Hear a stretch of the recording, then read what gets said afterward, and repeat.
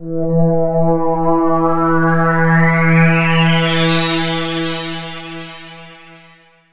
heard Professor Salaita's firing while in Jordan after returning from Palestine during the most recent Israeli assault on Gaza this summer, whose effects and ramifications I witnessed firsthand.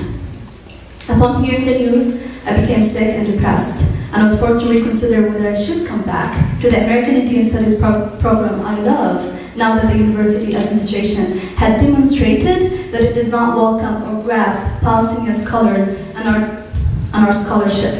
I was supposed to build on Professor Salaita's expertise in my own studies, since he is the foremost comparative American Indian and Palestinian studies scholar.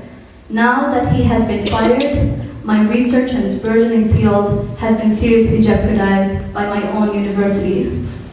Another reason why this scandal impacts me personally is that the administration ignores the ethnic cleansing and policing of Palestinians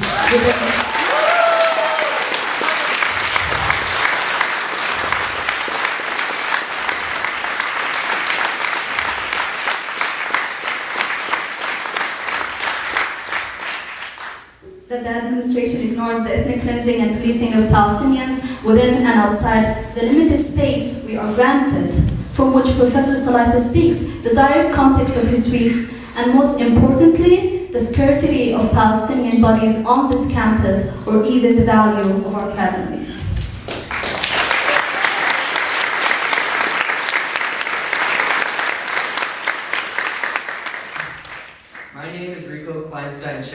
I'm a Latina and Jewish, queer, genderqueer, and disabled MD PhD student in the Institute of Communications Research and the College of Medicine.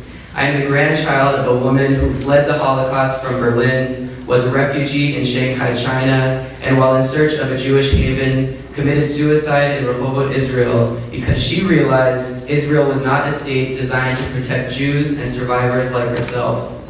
I cannot allow the University of Illinois to fire Professor Salaita for speaking out against the genocide of his own people, especially as the administration does so under the false pretense of academic freedom and protection of us as students.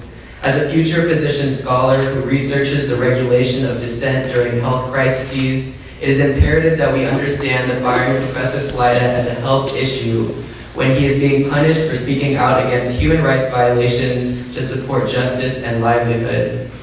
To protest against the university's actions is a means of protecting our physical and mental health, which the university has been jeopardizing in its blatant disregard of faculty-shared governance, student demands, and overall freedom to dissent.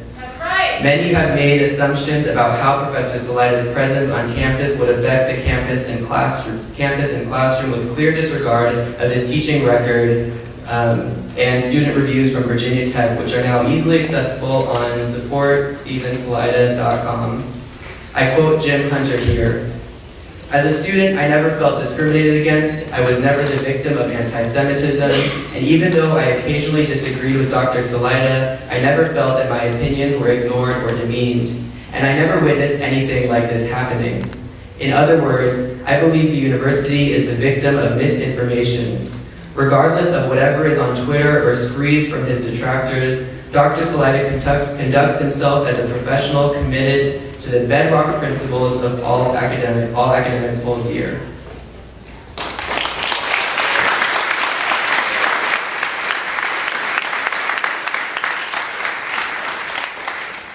We are supporting Professor Salaita not because we want to destroy the university and its administration, but because we want to protect it from destroying itself.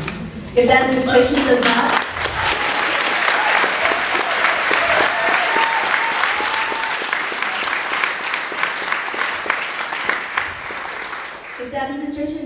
choose to reinstate Professor Salaita during Thursday's Board of Trustees meeting, the worldwide boycott and on-campus protest will only escalate exponentially. As long as Professor Salaita does not have his position and the university continues to disregard American Indian Studies autonomy, all of our indigenous ethnic, gender, and other interdisciplinary departments will cease to function.